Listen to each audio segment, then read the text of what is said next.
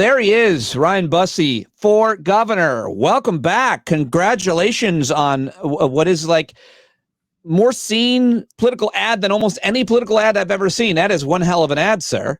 Thanks, brother. Yeah, it's been exciting. Only been doing this like 8 days. I already kind of feel like I'm in a Bob Seger song, you know, that Turn the Page song. Like here I am in a hotel room, right? But it's been super exciting. We've had so many great events already, and there's so much pent up energy here to get rid of this guy. So yeah, we're really excited. Yeah, we're going to talk about the race. We're going to talk about the incumbent, Greg Gianforte, the issues there for Montanans, but just a little bit about you. I mean, of course, everybody knows, at least this audience and a lot of folks that watch TV, because you're on MSNBC and other networks a lot talking. And of course, you're very much an activist for gun safety in America, that you were also an executive and wrote this amazing book, which we've talked a lot about, Gunfight. Everybody knows that about you, but at what point did you think, well, I want to work in the public sector, I want to work in government, and I want to run for governor? Have you always had aspirations for politics?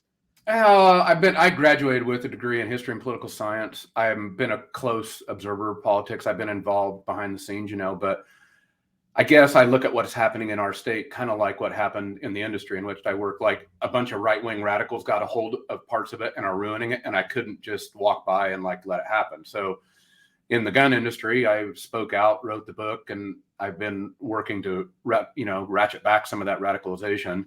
And in the state here, we've got basically billion-dollar radicals who are, you know, upending the state in the same way that the industry was upended. And I can't just walk by it. My kids and my wife and my family and so many people I love care too much about this place to let them ruin it. So here we are. You grew up there. You raised your family there, right? Yeah, so I grew up on a ranch and farm, actually in western Kansas. I moved to Montana about 30 years ago, and yeah, I've raised my family here. We're all products of public schools, and that's another thing. This guy wants to, you know, dismantle public schools, make everything for profit. Like everything in the state apparently needs to be sold to the highest bidder, but that's why we're doing it. So tell us a little bit about the state of Montana. Most people haven't visited there. It's a western state. Wikipedia says, defined by its diverse terrain ranging from the Rocky Mountains to the Great Plains. It's got Helena, Bozeman, Billings. What else? Missoula? Is that? And so I'm setting in Billings right now. I'm getting ready to do a speaking event here. And a lot of people in Montana think of Billings as eastern Montana, but it's really kind of central Montana. Like you drive across Montana, you can drive for 14 hours and never cross a state line. So I mean, it's a big place. And we've got 1.1 million people who live here. We do have what we call cities. You folks wouldn't call them cities, you know, but we've got Missoula, Great Falls, Billings, Bozeman, Kalispell. Those are, you know, just a few of them. They're not great big metropolitan areas, but there are population centers. And, you know, we have lots of mountain ranges and lots of rivers and lots of beautiful country. Most people haven't been there. I plan to come there and stay in your guest room. I've been trying to get you, like I've only invited you 10 times. Yeah, I'm going to come out and do a campaign event, and we'll do I'll do a whole show. We'll do a whole fundraiser. Now we're talking. Because I passionately dislike the incumbent governor of Montana. I think there's a lot to dislike, Pete. There's a lot to dislike. Well, I mean, he's like everything about Republicans that, you know, he's anti-government, yet he's the governor. He's a super wealthy guy, and he's all for tax breaks for the wealthy and the rest of you. And this is a legitimate policy there you can talk about.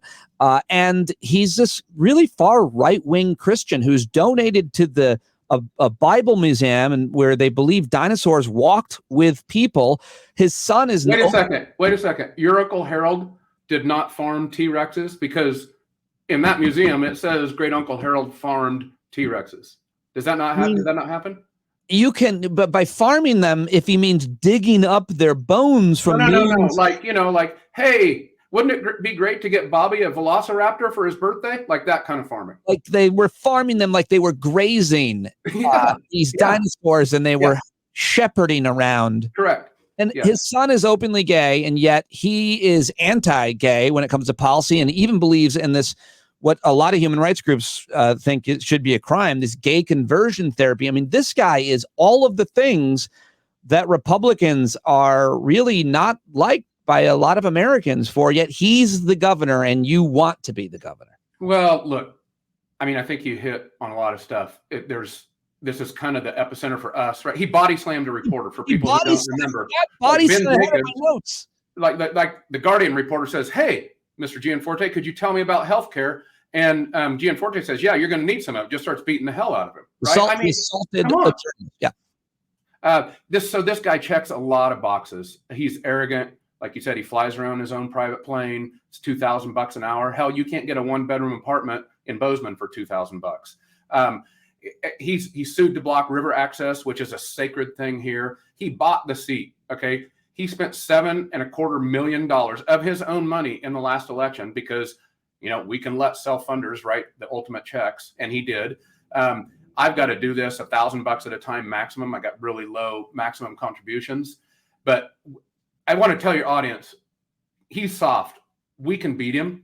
And if we do that, if we unseat an incumbent Republican governor, dude, it's going to shock the system. And it's very possible here. This dude is not well liked. He's done so many things, instituted so many policies. He's been so arrogant. We can beat him, and it would be awesome. It would be fantastic. One of the things apparently he's done there that's pissed off even Republicans is this kind of tax, not scam, but law that allows wealthy. Listen to this, Matt. Okay, so the state of Montana starts the last legislative session, like a lot of states did, with a surplus because the federal government pumped in a bunch of money into the state. So it starts with a $2.8 billion surplus. What does he and his supermajority do? The first things they do is they rush out and give all these big corps these huge tax breaks. And then at the same time, they shift all these taxes to Montana homeowners. So every single homeowner in the state of Montana gets this huge tax increase. Now, I thought the Republicans were this I don't ever raise taxes party, but here they are raising taxes. I think they were just arrogant. They thought they could get away with it. Well, man, Montanans are pissed off about it. A lot of Republicans are pissed off about it. And that has created really a kind of a capstone on a narrative that these guys just want to sell this state to the billionaires and make it a playground for all the rich people. And man, that ain't selling. Well, what is selling, and how come your friend John Tester is a senator? Because that's proof that a Democrat can win in a statewide election. He's one of two senators. Steve Daines is a Republican. He's the other senator. You got two congressmen. There's not a lot of people there, like you said, a million. Ryan Zinke, who is a story on his own, and Matt Rosendale, who I'm unfamiliar with in the House. But if Tester can win a statewide election, then I think you can, because Tester's whole thing is he's a farmer and he rides around on a tractor. Your whole thing is you're a gun guy. Yeah, so exactly right. John has won. I don't mean to minimize Tester or you, but if I had to, he's the farmer, you're the gun guy. Okay, I'll go with that. Look, Tester's won 3 times. He's going to win again because he doesn't look or act or sound like a quote unquote coastal Democrat. He acts and sounds and he is a Montana Democrat, just like I am. And I'm going to win this because these are the people that I was raised with. I think, we chatted. I grew up on a ranch. I went to high school with 16 kids, outside of a town of 640 people. Like the nearest fast food restaurant where I grew up was 60 some miles, and that was just fine. It was 10 miles to pavement. And I think these are the kinds of people that Democrats largely have really kind of lost connection with. John's never lost connection with them. I've never lost connection with them. I don't know how you can say I'm going to take everybody's guns away. I don't even know how many guns I own. Yet I'm still a proponent of decency and responsibility. So like a lot of things in our country, you have to balance our rights with responsibilities. And I think our balance is way out of whack. When it comes to the gun issue, how have you been perceived by conservative Republican Second Amendment absolutists, given your book, your activism? It's got to be a hard thing to argue with you. You're out there, your whole ad, there's guns throughout your ad. You understand every argument. You understand every caliber of every bullet. You certainly have an understanding and interpretation of the U.S. Constitution, which up until not too long ago did not interpret the Second Amendment the way that people so widely are now, that everybody can have a gun in church, school, lunch, whatever the hell they want. How are you being attacked? How are you handling this? Is it in earnest yet? It hasn't really started, but I'm sure it'll come, and they'll say, look, you have to be 100% absolutist on everything. I'm a believer in Second Amendment rights. I exercise them. I was hunting yesterday. I hunt with my own sons. I was just doing that a couple days ago. I have guns for self-defense. At the same time, we can't be a country that doesn't care about everybody else's right to life, liberty, and the pursuit of happiness. What is the country if we don't do that? And these people who actually are fueling this sort of radicalized politics with guns so that we apparently can rush into this bloody civil war like that's going to end really well, that's craziness. That's insanity. It's dangerous. And I think, honestly, most gun owners, almost all that I talk to, the ones that contact me by the hundreds, they are not okay with that. Yes, there's a loud, sort of thin veneer of these people who march into capitals with AR-15s and everything else, but the average responsible gun owner, they ain't down with that. So I'm that kind of, I'm the responsible kind of gun owner. I'm not the ones that march into the Michigan Capitol with loaded ARs. Like, that's not okay. Yeah, but I mean, I guess it's hard to know how many really unreasonable, I'm being kind with that word, folks out there when it comes to guns, which they're animated that they need for any number of reasons, from home invasion to the immigrant caravans to whatever else. I mean, well, Pete, they preach they're going to use them on you and me, right? They're hoping for a civil war. They want it to come. That's, again, reasonable people, when forced to make the choice, they're not okay with that. So I'm proud of being responsible gun owner. I mean, guns in our ad, you see us shooting targets with my family, my kid, it's not uncommon that he outshoots me. He's a good shot. He's shooting in the ad.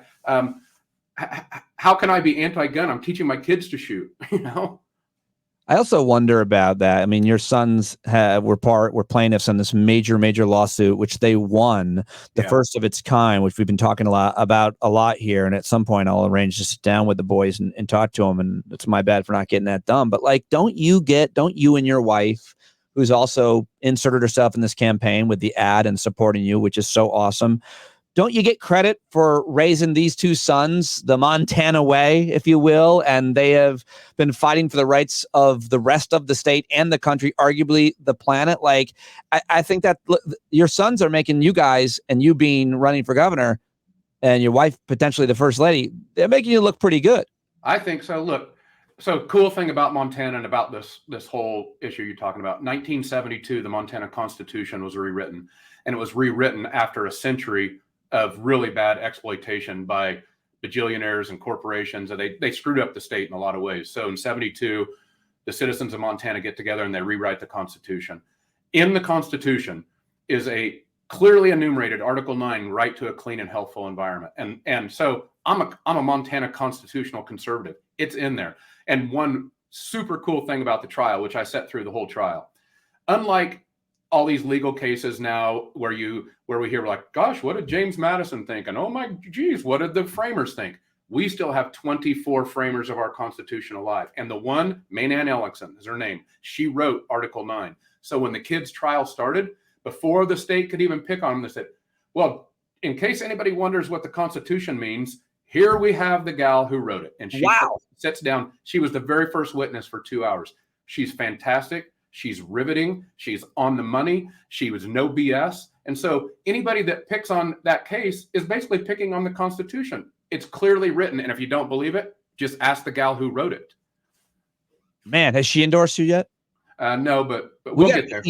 We'll get there. Endorsements lined up from all these important people, prominent folks. Aren't there a whole bunch of famous people that have places in Montana? Don't we need to get them to endorse you? We call those beautiful people, Pete.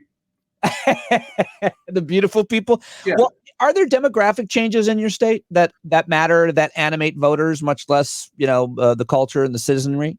Yeah, we've had some influx from COVID. Some of it's been more conservative, kind of angry, flight. Some of it has been more progressive. I think net, it's probably about even, maybe a little bit more, slightly more Democratic when you have Missoula and Bozeman added in. And so that's one of the things we don't really know. We're trying to get our hands around what that demographic shift is.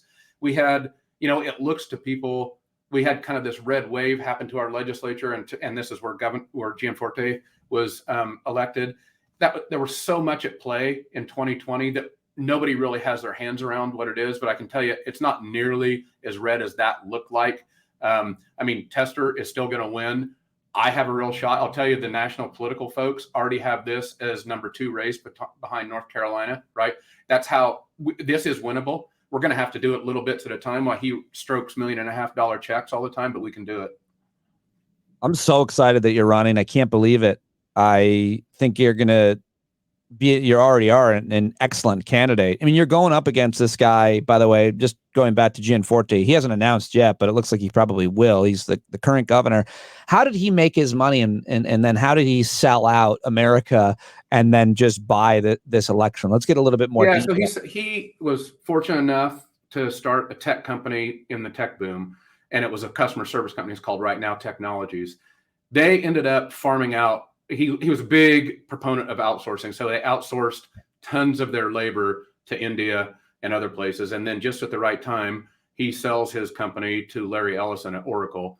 And they pocket these hundreds and hundreds of millions of bucks, which he's now, again, buying the state with. So that's how he got his money. And Steve Daines, the senator, actually worked for him. So both of those folks essentially bought their offices, right, with the money from Right Now Technologies. I mean, I don't know how to run a political campaign, but I would be pretty focused on a guy who made his money outsourcing jobs. I mean, you could, this whole idea that Republicans are, business owners often, and they're anti-taxes often, and they're very much, people call them job creators. But what if you're a job destroyer? I mean, why aren't we? Well, so here we have people, like, this is what they do. All that stuff that you just said is completely true. And that's why they need this radicalized politics so much, because they use the hatred and the bullshittery and the, hating each other and the Fox News-ish stuff to make us hate each other instead of focused on the real decent, just important governance that's supposed to happen in a state. That's why this radicalized politics is so important. And we're attacking that. I'm not shy. You can probably tell, like, I'm not afraid to throw a punch. I will be in the race every day, putting a glove on this guy every single day. I say, if Democrats, we act like we care so much, then we need to care enough to win. I care enough to win. Man, you're firing me up. Let me ask you about this talk radio guy. I'm like, I never heard of this guy, but I'm following you on Twitter, and you're calling out this guy, Aaron Flint. And he's got a radio show there in Montana, I guess, a local AM radio show. He's the host of a Talks statewide radio show. He's a veteran of Iraq and Afghanistan, apparently.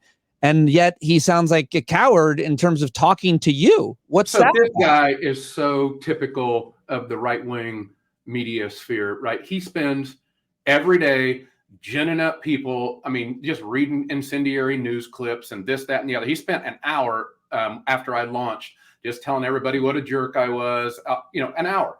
And he also regularly goes off on Democratic politicians. Oh, they're weenies. Oh, they're wimps. Oh, they won't come on my show. I'm like, bullshit, watch this. So I sent him an invitation and said, dude, I'm in Billings. Your studio's right here. I'll go on for an hour. Just me, nobody else. You can ask me whatever you want. All of a sudden, cold feet. Mr. Tough Guy thinks he's Rush Limbaugh. All of a sudden now he's like, oh, I don't know. Geez, I can't have him on. I'm like, you ain't backing out, dude. So he's gonna back out because he's scared. He's scared. Imagine talking about someone, trashing someone for any period of time, or even one comment, and then not confronting them face to face. What kind of a man is that? He's scared. Just I wouldn't be surprised if Gianforte won't debate me, right? I mean, they don't really want to face someone who cares enough to fight for the things that we say we fight. I will fight for him. I mean, he wants to lob incendiary BS at me. I ain't taking it. Hell no, you're not. I love it. This is amazing. This is very exciting that you're all in, that you're doing this. What issues do you imagine that you're going to come up against? Or what kind of attacks have they been making? How can you attack a former firearms executive? I'm sure they are, and I'm sure they'll tell everybody. They'll make up names. They'll say I'm some lefty thing. I'm not. They'll probably attack my kids for being constitutional conservatives. You know what they do? They dream up every sort of name in the world and then try to make it stick. Their main shtick, Pete, is they want people to hate each other. And like the example I use in the Montana that I have been fortunate enough to live in for 30 years. Like when you drive by somebody on the road and they're broken down here, which we have lots of long spaces, roads, and it's not uncommon you see somebody broken down. Like you don't stop and go like, hey, who do you love? Or, hey, how do you identify? Or, hey, like, in other words, you don't stop to just hate somebody. You just stop and help them out. And then you If go on I see about your someone with a business. flat tire, I'll stop and say, what do you think the proper role and size of the federal government should be? Or I'll help them. But that's me. I'm not a Montana guy. I'm a New York prick. Right. So they want us all to be pricks, right? They want us to stop and say, hey, how can I hate you? No, like it's how can I help you? And then just go on about your business. And they're going to try to do that to me. They're going to try to gin up ways to make people hate me. And okay, I'm in the arena. I am who I am. I've got 352-page book that tells you who I am. Go read it. I don't care. I care about my kids in this state. You guys care about making people hate each other? Go for it. Whatever. You're running to bring people together, the people that have, how do you bring people together that have learned to hate each other? I find that in my own town. Well, look, I think the gun thing is a really good example. The far right has taken it so far that we, as decent, responsible people, we need to force the choice. Democrats aren't very good at forcing the choice. We need to force the choice. Do you want to be responsible and be that? Or you don't want to be reasonable and be in the middle and be with people who care? Like, is this about hating each other? Or is it about getting things done? And you're right about, you mentioned earlier about him wanting to constrict government. They want to do the old, make government so small they can drown it in a bathtub like that. All governmental services they're making hard. They're kicking people off their health care, off Medicare, Medicaid, making it hard to get in. On this tax, they jacked up taxes and they said, oh, well, we'll give you a little rebate maybe after we jack your taxes up. But not everybody qualifies, and you got to find all this crazy information that the state has anyway. In other words, they're just making it hard on people. I bet you 20, 30, 40% of the people can't even figure out how to apply for this rebate. So it's just them trying to make government as ineffective as they possibly can, so everybody hates government, so everybody hates each other more. Self-fulfilling prophecy. I've been doing it for 30 years or longer. Yeah. What about, you mentioned, just real quick, I want to come back to the issue that I work a lot locally on, and my mom's a public school teacher, she's retired. You mentioned that, like a lot of Republicans in Montana, they're trying to privatize public education, which arguably built America to be the powerful, wealthy country that it is. Public education. What is the controversy like in Montana? So now you're really going to get me pissed off. Okay. We have the lowest starting teacher salary in the United States. It's about $34,000. The average house in Montana is $460,000. How does a teacher make it? Now, these numbers might not sound huge to you, but it's huge to us. We have 1,004 teacher vacancies in this state, and that is a ton. We have kids that, like, they don't have math class. They don't have their band teacher. And the teachers that are there ending up having to clean up the school after hours because they can't hire custodians. Meanwhile, this dude is giving away a $2.8 billion surplus to companies that make $1 billion a year and pay their CEOs $3 or $4 or $5 million. Bullshit. If we do not provide a decent, honest public education for our kids, what kind of opportunity are they going to have? I graduated with 16 kids, 16 out of 16 had an opportunity at some sort of secondary education, 100%. Some of them went to VOAG schools. Some of us went to college. Some of us went to junior college. Everybody did something. And that public education made our lives what they are, right? It provided us an equal opportunity. Nobody was rich. We were all farm and ranch kids. Yet we got that opportunity. This dude wants to strip that. He wants to shift funding from public to private. He wants to shift funding from places that need a band teacher to places that need yoga mats and quiche pans. Bullshit. It can't happen. We have to stop it. Well, if you're governor, I think you will. 16 people. Yeah. Were you popular?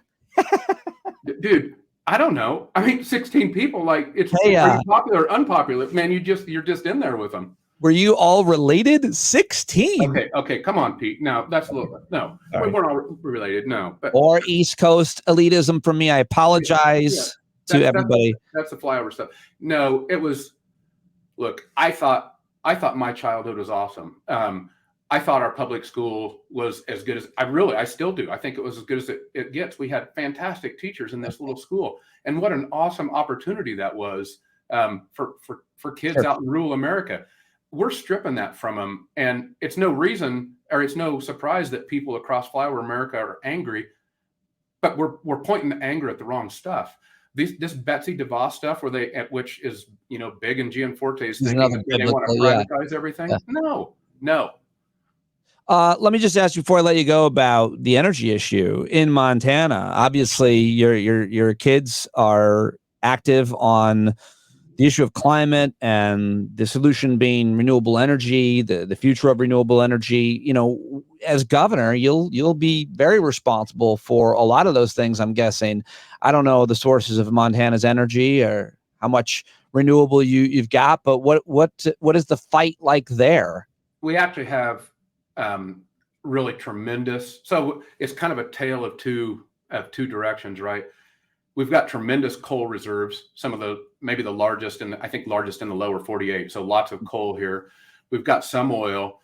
We've got also a budding and growing renewables industry, and so lots of wind, pretty good solar for part of the year, but lots of wind resources. And I think this is a lot like Gianforte signed a law, by the way, which just got ruled unconstitutional with the kids thing, but where he basically said whatever we do, you can't consider climate change in it when we have our energy decisions. Literally mandated by law that you can't consider climate change. This is a lot like for farmers, like a drought. You can't. They go out and it's dry. You can't say, "Oh, I forbid you from even recognizing that it's dry." Right. I know it's dry. They have to deal with it. You Right. either try to fix it or you adjust your crops, but you don't just like ignore it and pretend it's not there. No, you adapt. You have to adapt. Yeah. To this and so it's coming to us, whether one way or another, good, bad, or ugly, it's coming to us. Yeah. We should be smart, get in front of it. No, we don't need to upend people's lives. Of course, it's going to be hard to do this. You're not just going to flip a switch and go from one to the other, but it's coming and we need to be smart. And there's no reason Montana can't lead it. We've got a lot of renewable resources. The next governor of Montana, right here on Stand Up. Remember, you heard him here, and support him right now. And we'll be talking throughout the campaign, and hopefully I'll get to come out there and help campaign with you, Ryan. It's always an honor, and I'm really excited about this. You've fired me up. I'm sure people listening as well. Well, just so everybody knows, this dude's buying this race for probably another $7 million of his own money. I could use a little bit. It's Busse for Montana.com. It's Busse for Montana.com. You can see that lunch video there that Pete and I talked about too. So if you got any beer money hiding in your couch cushions, throw it on there. There you go. Busse for Montana. All that in the links of today's show notes and on social media. Ryan, good luck. We'll talk again soon. Yeah, man. Thanks for having me on.